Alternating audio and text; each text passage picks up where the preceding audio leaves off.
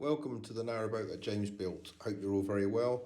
Here I am just putting the rest of the waterproof PVA on the subfloor, on the last remaining edge to be done before I think about placing the boards ready for their bitumen to go down. So I just got to work that out, bit more glue there, carry on, and bitumen's next. On the last video, somebody made a very good comment as to how am I going to position the boards for the drying, because obviously bitumen takes quite a while to dry. Even I'm hoping with the heater next to them, it's going to speed up the process. But what I've decided to do is to do them on their uprights, because this way I don't have to move them. This is the only way of doing it, so I don't have to move the board once the bitumen is on there. Any other way, I'd have to move it. So, and that's something I don't really want to do. So, because it will take a bit of touching up, and it might just ruin the impact of what it's trying to achieve. So, the only way of doing it is I've slid all those across there. So now I will paint this one. Well, I'll prep it first, then I'll paint it, and then once it's been done, I will use a couple of my trusted helpers there to act as a barrier. Then I'll move the next one across, rest it against the barrier, paint it, another barrier, ditto, ditto, blah, blah, blah. You could sand this down, and if I did, to be honest, I think I would do more harm than good. So I quite like just doing it like this, because I can see clearly what I'm taking off.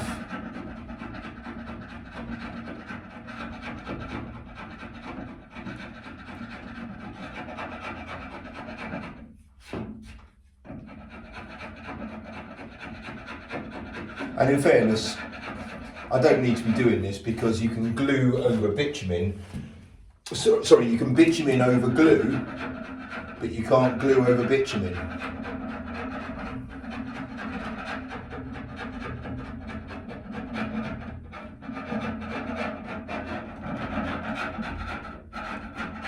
So I could quite easily just paint over this and not really bother, but I said I'll show you everything.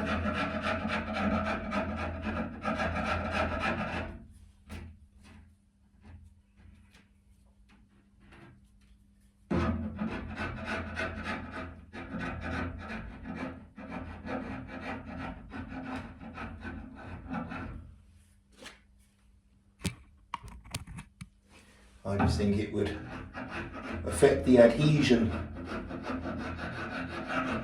of the bitumen.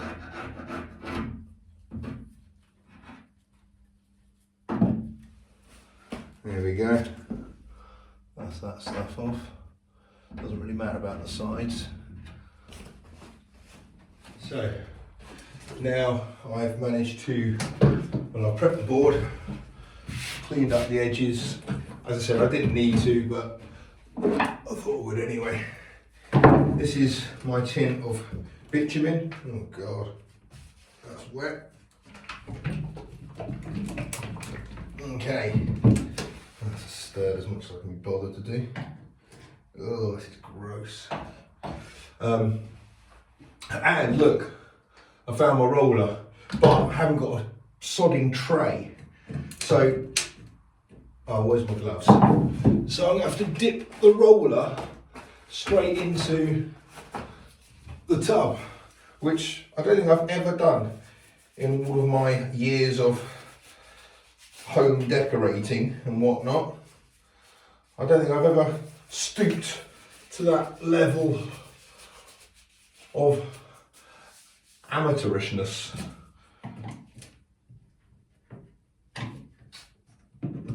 There's a time and a place for everything, and it's either wait until I get a tray or don't. And as you're beginning to see, there's quite a few examples where the tool I'm using is not quite fit for purpose. But let's see if this works. Actually, I'll do it, start this end. where the light's a bit better. Okay. Oh, this feels wrong. This feels really wrong. Oh my God. Right, I don't mind about ruining this floor, so that's all right. So I'm guessing this is the underside.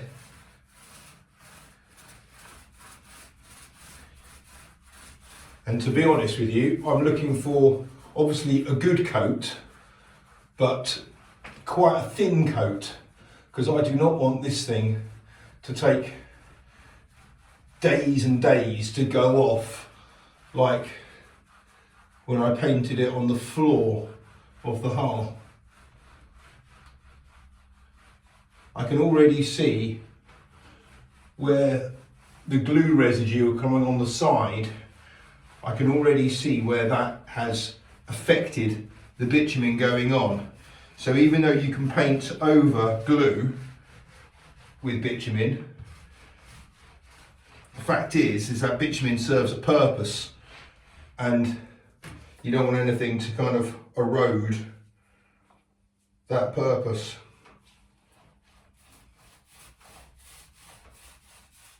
As I said, I've been quite sparing with the amount I'm using, because I need it to dry quick. I'm toying with the idea of, once it's touch dry, to potentially lay it and let it finish its drying, its proper drying, in its permanent home, which is down there. That's what I'm thinking. If I can just get to those little edges, that's handy.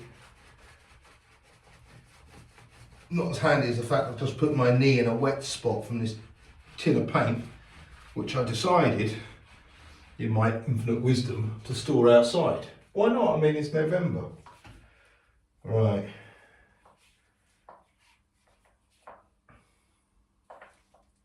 But to be honest, this is going on all right.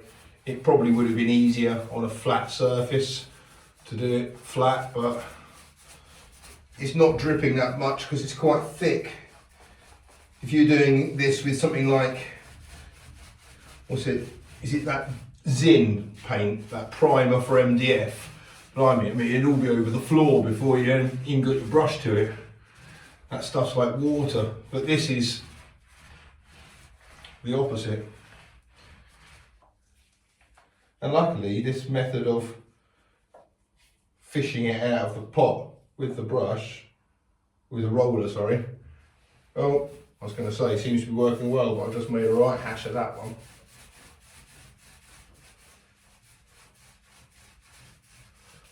So just to remind you, I've got 8 of these to do. And I really did give it some thought as to how to best arrange them and go about doing them, because, well, that's one of the tricks in this. If you make a mistake, like if I set them all up and then started painting them and then thought, oh my God, I'm now going to manhandle them all, that would have been a nightmare. So you've really got to think like a few steps ahead. Because otherwise you'll end up, well, with either like, a bodged job or whatever, or paint over your hands.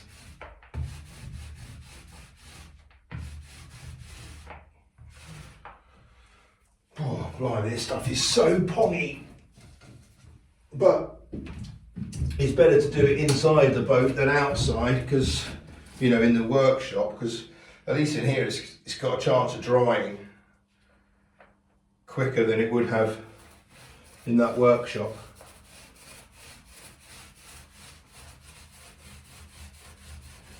But man, getting these boards up here was a nightmare. I'm so glad I didn't go for any bigger boards. I mean, luckily Mike turned up to offer a bit of help, but it was damn hard. I nearly dropped the first one I did on my own. I know it didn't quite look like it from that time lapse, but I really did struggle with that.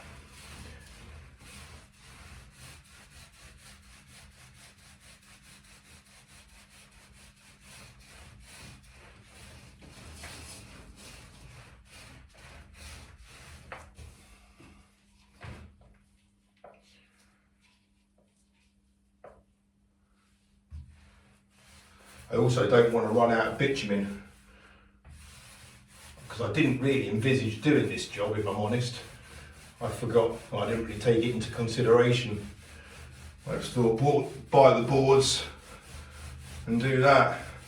But you may have seen some comments on the last video about marine grade ply, and I mean, there's so many boards you can buy.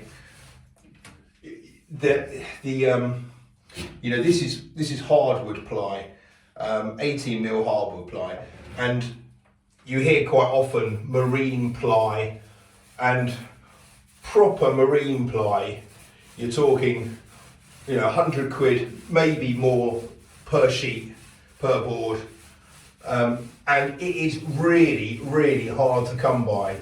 When you see the shop, you know, B&Q or whatever it is, actually they probably don't do it, but you know, somewhere saying marine grade ply, it's just this, it's just plywood, it's just hardwood plywood. Actual marine grade ply, you'd be doing damn well to get your hands on. And if you were to, as I said, you were talking proper money. And you'd still have to treat it. Oh, I didn't really want to do that. You'd still have to treat it. So you kind of think, what's the point? And I had toyed with the idea of going for OSB, but OSB 3 that is, and obviously treating it as well, only because it's stored outside, and this is essentially outside, but I don't know, so many people said about hardwood ply being definitely the preferred option, so that's what I went for. And it's just a bind, you got to do all this treatment to it, you can't just buy it and put it down. You'd think stuff fit for purpose is, that's what it is, fit for purpose. But these are such kind of, I'd say, extreme environments that these, under the floor of these narrowboats, it's just, you know, timber, moisture, lack of ventilation. Those three things don't really mix very well. So you just got to do as much as you can to protect and preserve. Won't last forever, but this will last a damn sight longer than the crap I took up a few weeks ago off this boat. Right, there we go. There's the first one of them done. So you see how long that took. And now the plan will be to arrange a couple of these posts.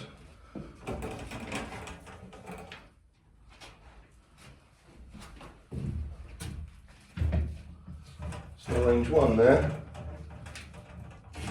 so it can sit underneath that. And then I'll get another one.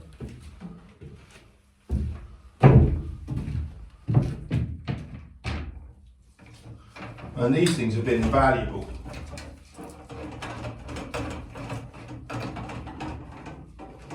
And then simply slide